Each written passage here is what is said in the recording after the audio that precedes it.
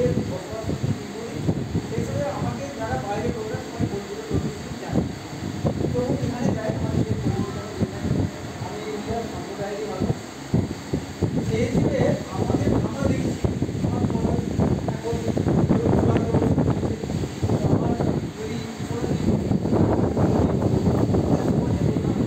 দিন দরিদ্র অবস্থার মধ্যে খারাপ।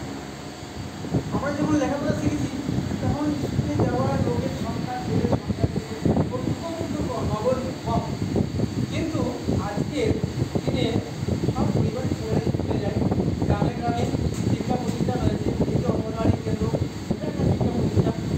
কিন্তু আমার আমাদের মনীষগণ বলছিলেন যে আমাদের শিক্ষার অধিকার জন্য ঘটনা খুবই সত্য যে এই সূত্র সম্প্রদায়ের শিক্ষার তো অধিকার ছিল। আপনারা অনেকেই জানেন যারা এখানে বেশিরভাগ লোকই আজকে যারা বসে আছে তাদের আক্ষরিক জ্ঞান সম্পন্ন, অর্থাৎ অক্ষর সম্পর্কে তাদের জ্ঞান আছে, লিখতে পড়তে তারা পারে। আমরা খুব ছোটবেলাকার যদি ইতিহাস করি তাহলে দেখবো সেই আদিম ইতিহাসের কথা খুব বুঝতে পারে। যেদিন মানুষ বনে জঙ্গলে বাস করত, পাহাড়ে গুহায় বাস করত, আগুন জ্বালাতে জানতো না, কাঁচা মাংস খেত, গ্রাম বাগানের ফল পাতা জুতা এই সমস্ত খেয়ে বেলা জীবন দাঁড় করত। এই সমস্ত ইতিহাস এখনো বাচ্চা ছেলেদের ক্লাস স্কুলে পড়ানো হয় এবং আমরাও পড়েছি। তাহলে সেই জীবন থেকে আমরা আজকে এই জায়গায় এসেছি, তাহলে আমাদের অনেকখানি পথ অতিক্রম করতে হবে। সেই অতিক্রম করতে গিয়ে জীবনের যেমন জয় পরাজয় আছে, সেরকম চলার পথে উত্থান পতনও আছে। একটা সংসার, একটা পরিবার একটা জায়গায় থাকতে থাকতে কোনো সময় নিচে আসে, আবার কোনো সময় ওঠে, জীবনের মানুষের উত্থান পতনের পদ্ধতি আজকে আমাদের এই রবিদাস বা রবিদাস সমাজ। এই সমাজ আমাদের সমাজ সম্পর্কে বলতে গেলে পুরো সমাজের কথা বলতে হয় এবং এই সমাজটা কীভাবে ভাগ হবে। ধর্মীয়ভাবে যদি বলতে হয় তাহলে নাকি গীতায় শ্রীকৃষ্ণ বলেছেন যে কর্ম অনুসারে জাতি বিভাগ, কর্ম অনুসারে। তারপরে আমরা দেখলাম যে না, সেটা কর্ম অনুসারে নেই। আজকে জাতির লোক পরে যাই কর্ম সে তাই থাকছে। মানে আজকে যে আমাদের সমাজের ছেলে সে সংস্কৃত পড়তে পেরেছে বলে সে যে ব্রাহ্মণ হয়ে যাবে এমন কোনো কথা নয়, কথা নয়। যে সংস্কৃত পড়তে পারে এবং মন্ত্র উচ্চারণ করতে পারে, সংস্কৃত যে পড়তে পারে সে মন্ত্র উচ্চারণ করতে পারে। কারণ যে মন্ত্রটা যে উদ্দেশ্যে আমরা উচ্চারণ করি সেটা বাংলা ভাষা রূপান্তর সংস্কৃত। যেমন ইংরেজি থেকে বাংলায় রূপান্তর, ইংরেজি থেকে বাংলায় রূপান্তর, সেরকম সংস্কৃত একটা ভাষা, সেইটাই মন্ত্র হিসেবে ব্রাহ্মণরা ব্যবহার করে এবং সেইটাই তারা বলে এবং সেইটাই মন্ত্র হিসেবে মনে করিনি। তাহলে তারা আজকে চারটে শ্রেণীতে ভাগ করে দিয়েছে। একটা হচ্ছে ব্রাহ্মণ, সবার উপরে, তার নিচে হচ্ছে বৈশ্য, তার নিচে হচ্ছে ক্ষত্রিয়, আর ক্ষত্রিয় ক্ষত্রিয় হচ্ছে বৈশ্য, বৈশ্য বর্ণ।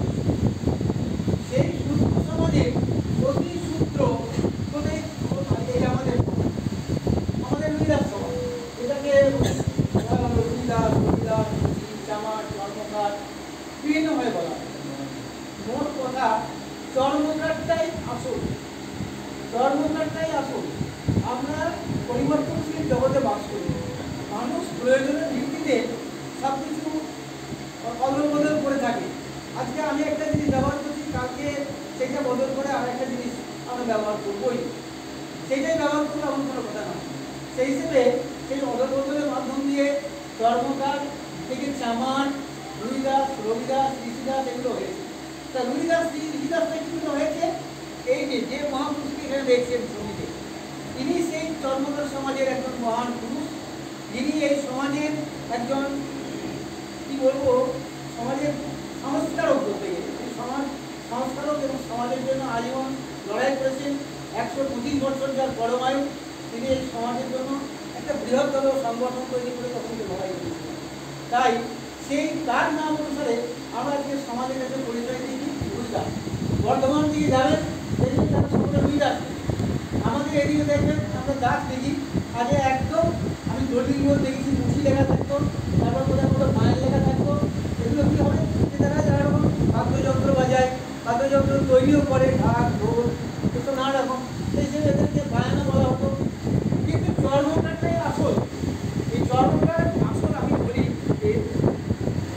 যেদিন মানুষ স্বাধীন সভ্যতার মধ্যে থাকছিল সেদিন চাষবাস বলতে কিছুই জানতো না। নিরামিষ ভোজীদের কথা বলা হয় তো আজকে, কিন্তু মানুষ, সমস্ত মানুষ মাংস খেয়ে ফেলেছে। চাষবাস বলতে কিছুই ছিল না। পশু হত্যা করে, পশু মাংস, পশু দুধ খেয়ে পৃথিবীর সমস্ত মানুষ জীবন। বিজ্ঞানসম্মতভাবে যদি গবেষণায় আমার সঙ্গে কোনো মহাপণ্ডিত এসে উপস্থিত হন, আমি তাকে বুঝিয়ে দেবো যে আপনার বংশধররাও একদিন যেটা পেয়েছে সামনে কুদার যারা নিযুক্তি করতে, গরু, ছাগল, মহিষ, হরিণ যা পেয়েছে বড় হোক শিকার করে তার মাংস খেয়েছে, তার দুধ খেয়েছে এবং জীবন ধারণ করেছে। সেই রক্ত প্রবাহ আজ মানুষের মধ্যে বিদ্যমান। কিন্তু তবুও ব্রাহ্মণ সমাজ এই সমাজকে শাসন করার জন্য, শোষণ করার জন্য চার শ্রেণীতে ভাগ করেছে। বললাম ব্রাহ্মণ, ক্ষত্রিয়, বৈশ্য। সেই সূত্র সমাজের ৬,৫০০ জাতি উপজাতি আছে, সবচেয়ে বেশি। তার কারণ কি? এই সূত্র জাতি ভাগ করার এত কারণ, শুধু সূত্র যদি রাখা হতো তাহলে তারা যে কোনো সময়ে একতাবদ্ধ হতে পারে। তাই তারা যাতে একতাবদ্ধ হতে না পারে তার জন্য ৬,৫০০ জাতি উপজাতিকে এদের ভাগ করে দেওয়া হয়েছে। এবং সেই ৬,৫০০ জাতি উপজাতি আমাদের ইতিহাসে আছে। যারা পড়াশোনা করেন তারা বড় বড় লাইব্রেরিতে গিয়ে ইতিহাসের পূর্ব কাহিনী, ইতিহাসের দেখতে পারবেন। আমার কথা বিশ্বাস না হলে তারা আজকের দিনে যে ফোন আছে, মোবাইল ফোনে, ইন্টারনেট থেকে আপনারা দেখতে পারবেন যে তাহলে আজকের দিক থেকে যদি আমাদেরকে চিন্তা করা হয়, সেটাও যারা করে অন্যায় করে, সেটা অন্যায় করে। আর সমগ্র সূত্র সমাজে একটু লেখাপড়া করার কোনো কথাই ছিল না। তারা বলে দিয়েছিল যদি কোনো সূত্র ওদের যে 4টে বেদ ছিল, ঋক, সাম, যজু, অথর্ব, এরা যদি বেদ পাঠ করে তাহলে তার জিহ্বা কর্তন করো, যদি শোনে তার কানে সেটা ঢেলে দাও। তাহলে আপনার বেদ পড়ার কোনো অধিকার ছিল না, ওটা লেখাপড়া শেখার কোনো অধিকার ছিল না, লেখাপড়া শোনার কোনো অধিকার ছিল না। এই অবস্থার মধ্যে থেকে আসতে আসতে ধীরে ধীরে আমরা এই জায়গায় একটা আমার চরক রয়েছে বাবা সাহেব ডক্টর ভীমরাও রামজি আম্বেদকরের একটা ছবি এখানে পাশাপাশি রাখা আজকে খুব দরকার ছিল। আমার লাইফের বড় ছবি আমার মধ্যে আরো সম্ভব হয়নি, এখানে রাখা খুবই দরকার ছিল, তাহলে জিনিসটা আরো পরিষ্কার করে বোঝানো।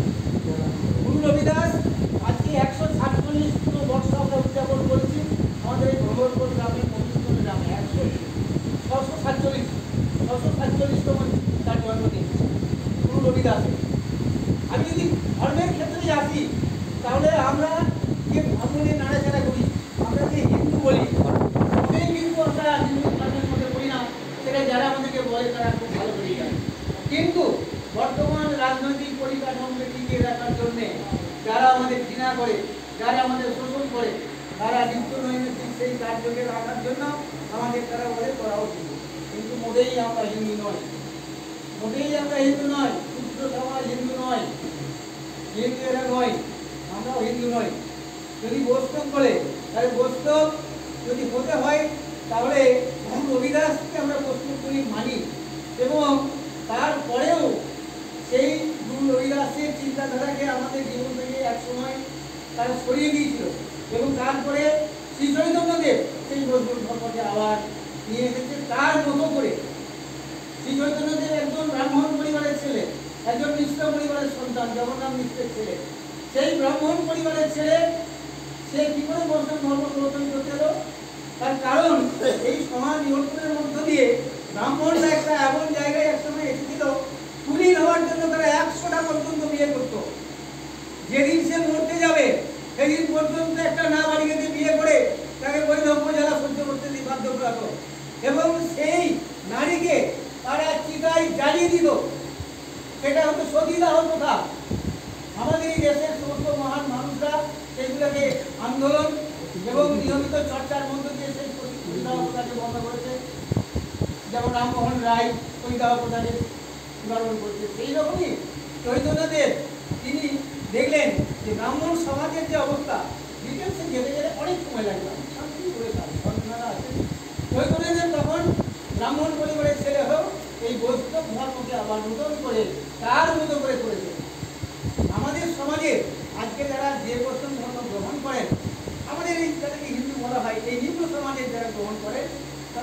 বর্ণের মতো করেই থাকে। তারা উচ্চ বর্ণের সঙ্গে মেলামেশার সেই রকম কোনো রকম সুযোগ সুবিধা পান বলে আমি মনে করি না। আমি মনে করি না। আপনারা দেখবেন, বিচার করে দেখবেন যে আপনি একজন উচ্চবর্ণের মানুষ বৈষ্ণব ধর্ম গ্রহণ করেছে, আপনি বৈষ্ণব ধর্ম গ্রহণ করেছেন, আপনার সঙ্গে তার ঠিক একটা সামঞ্জস্য সেখানে থাকছে কিনা, আসছে কিনা, সামাজিকভাবে থাকবে না। কিন্তু যদি বলতে হয় তাহলে সেই আদিমকালের বৈষ্ণব সমাজ হচ্ছে আমাদেরই রবিদাস। আর যে চর্মকারের কথা আমি বলছিলাম, সেই চর্মকার হিসেবে আমরাই কিন্তু সর্বপ্রথম চর্মশিল্পের মধ্য দিয়ে শিল্পকে প্রতিষ্ঠা করেছি। তার কারণ যে পশুকে হত্যা করা হতো সেই পশুর চামড়া দিয়ে পোশাক বানানো হতো, সেই পশুর চামড়া দিয়ে ব্যবহার্য সামগ্রী তৈরি করা হতো। এমন সামগ্রী তৈরি করা হতো যাতে তৈলাক্ত পদার্থ পর্যন্ত রাখা হতো, তৈলাক্ত পদার্থ দিয়ে পর্যন্ত রাখা হতো। এত আমাদের শিল্প নৈপুণ্য, আমরা আমাদের একটা ভালো জায়গায় ছিলাম। অনেক পরে পরে এসছে মাটির কাজ থেকে আবিষ্কার করে কর্মকার কাঠ, যখন থেকে তারা শিকড়, এইভাবে তারা এই কর্মশিল্পের মধ্যে দিয়ে মানুষ আস্তে আস্তে, কিন্তু সর্বোচ্চ জায়গার নাম এরা শিক্ষা গ্রহণ করলেও আজকের শাসন ক্ষমতায় তারা নাই। একসময় সব স্কুলে গিয়েছিল বাবা সাহেব আম্বেদকর, তিনি ভারতবর্ষে জন্মগ্রহণ করে তার যে প্রচেষ্টা, সেই প্রচেষ্টার মাধ্যম দিয়ে আমাদের শিক্ষা দীক্ষার যে ব্যবস্থা করেছেন, রাজনৈতিক যে পরিকাঠামোয় যাওয়ার সেই ব্যবস্থাও তিনি রিজার্ভেশনের মাধ্যম দিয়ে করে গেছেন। যদি না বাবা সাহেব না জন্মাতো তাহলে আপনারা যে ভোট দিতে পারছেন, আপনারা যে পঞ্চায়েতে, বিধানসভায়, লোকসভায় দাঁড়াতে পারছেন, কোনো অবস্থা আমাদের সেই অবস্থায় থাকছে না। সেই জন্যেই সেই বাবা সাহেবকে কিন্তু আপনারা উচ্চ শিক্ষা যেখানে পড়াশোনা করতে যান সেখানেও সেই কোর্সের কোনো জায়গায় লেখা হয় না। কারণ সেটা লিখলে সমগ্র সুস্থ সমাজের মানুষ তাদের ইতিহাস জেনে যাবে, এবং ওই যে 15% মানুষ ব্রাহ্মণ ক্ষত্রিয় বৈশ্য তাদের কথা তারা আর শুনতে চাইবে না। তাই সেই বাবা সাহেবের কথা, এই রবিদাসের মতো মানুষের কথা, ইতিহাসের কথা লেখা করার জায়গায় লেখা হয় না। আপনারা দেখবেন বইগুলো যেগুলো বলছি, কিন্তু আজকে ইন্টারনেটের যুগে যারা এই সমস্ত পড়াশোনা করেন তারা দেখবেন যে সেইগুলি আপনারা পাবেন, সেগুলি আছে, সেই ইতিহাস না সেটা নেই। আর আমাদের জাতি সারা পৃথিবীতে ছড়িয়ে আছে, আমাদের জাতি সারা পৃথিবীতে ছড়িয়ে আছে সেই রবিদাসের কথাই আমরা এখানে বলতে এসেছি। এবং আজকের যে সমস্যা আমাদের আছে, আজকের যে রাজনৈতিক অবস্থা ভারতবর্ষে, তা দিয়ে আজকে আর সমস্যার সমাধান করা কোথায় যাবে না, এটা আমরা মনে করেছি। বেশ কিছু বিশ্বের আমাদের টাবর নেতা আসলো, আমরাও সেই আলোচনা সভায় মিটিং মিছিলে কলকাতায়, দিল্লিতে গিয়ে যোগদান করেছি। আমিও গেছি, লখনৌ গেছি, দিল্লি গেছি, কলকাতায় গেছি, আমি সেখানে যোগদান করেছি। এবং সেখানে আমরা স্থির করেছি যে এই রবিদাসের ধর্ম সংগঠন আমাদের ধর্ম, হিন্দু আমাদের ধর্ম নয়, এবং আমরা এই ধর্মকেই প্রতিষ্ঠা করতে চাই। আমরা আন্দোলন করে এই ধর্মকেই প্রতিষ্ঠা করব, যেমন আদিবাসী সমাজ সারনা ধর্মকে প্রতিষ্ঠা করার জন্য আন্দোলন করছে। এবং এই ধর্মের ভিত্তিতে আমাদের জীবনযাপন করতে হবে। কারণ সারা পৃথিবীতে আমরা যাই করি না কেন, কমিউনিস্ট যাই হয়, প্রত্যেক দেশেই একটা করে ধর্ম আছে, সেটা ইহুদি, খ্রিস্টান, ইসলাম, জৈন, বৌদ্ধ ধর্ম আছে। এবং ভারতবর্ষের একদিন বৌদ্ধ ধর্ম ছিল, 2500 বছর আগে আপনার বলছেন বুদ্ধদেবের জন্মের কথা। যাই হোক, সেই বিষয়ে ডিটেলসে যেতে গেলে অনেক সময় লেগে যাবে। তাই আমরা আজকে এই জাতি আমরা একটা সংখ্যাগরিষ্ঠ জাতি ভারতবর্ষ, 125 কোটি লোক আমাদের বাস করে ভারতবর্ষ, আমাদের জাতির লোক 125 কোটি লোক বসবাস করে। আমরা ঠিক করেছি সার্ভে করে আমরা ভারতবর্ষের প্রধানমন্ত্রীকে, নিজের মুখ্যমন্ত্রীকে আমরা সেই রিপোর্ট দিয়ে, যাতে করে আমাদের একটা উন্নয়ন পরিষদ, আপনারা যারা লেখাপড়া করে তারা দেখেছেন যে নমশূদ্র সম্প্রদায় তাদের মহাপুরুষ হরিজান গুরুজানকে সামনে রেখে তারা উন্নয়ন পরিষদ তৈরি করে নিয়েছে। ৫৫ নম্বর রাজবংশী সমাজের মানুষ তারা তাকে সামনে রেখে উন্নয়ন পরিষদ তৈরি করে নিয়েছে, এবং সেই সুবিধা পশ্চিমবাংলা মুখ্যমন্ত্রীর কাছে নিয়ে তারা ভোগ করছে। তাহলে আমরা সারা ভারতবর্ষের মানুষ, পশ্চিমবাংলার মানুষ আমাদের গুরুজিকে সামনে রেখে আমরা সেই সমস্ত কিছু শিক্ষা, দীক্ষা, মান, মর্যাদা সব কিছুকে আমরা আদায় করি, যদি বদ্ধপরিকর না হই তাহলে আমাদের অনেক অনেক পিছিয়ে যেতে হবে। তাই আপনাদেরকে এসেছি, এই আমার 1 বছর বয়স হয়েছে, হ্যাঁ, বয়সের ভার তো আছে, শারীরিক দুরবস্থা যারা আগে দেখেছেন তারা দেখবেন। তো সেই নিয়েও আমি এই কাজ করে চলেছি। আশা করি আপনারা এর দ্বিমত রাখবেন না। জানি না আমাদের সঙ্গে কজন থাকবেন, তবুও আপনাদের কাছে খরচের অনুরোধ জানাই এই সংগঠনের সঙ্গে এসে আমাদের সংগঠনকে শক্তিশালী করতে সাহায্য করুন এবং আপনারা এই কাজে করতে পারি। আমি